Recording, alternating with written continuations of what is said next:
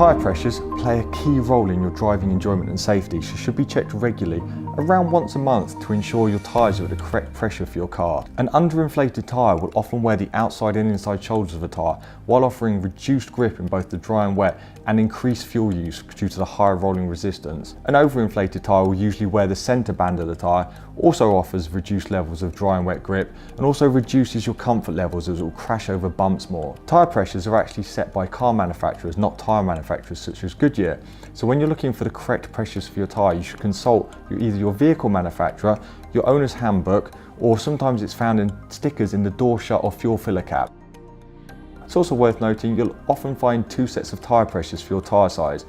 One governing normal use and one governing high load use, which means like 4 people in a full boot. This will usually be a few PSI extra. One last thing to remember is it's always important to check your tyre pressures when they're cold. Normally first thing in the morning is ideal when your car hasn't been used for a long time, because warm air expands, giving you false readings.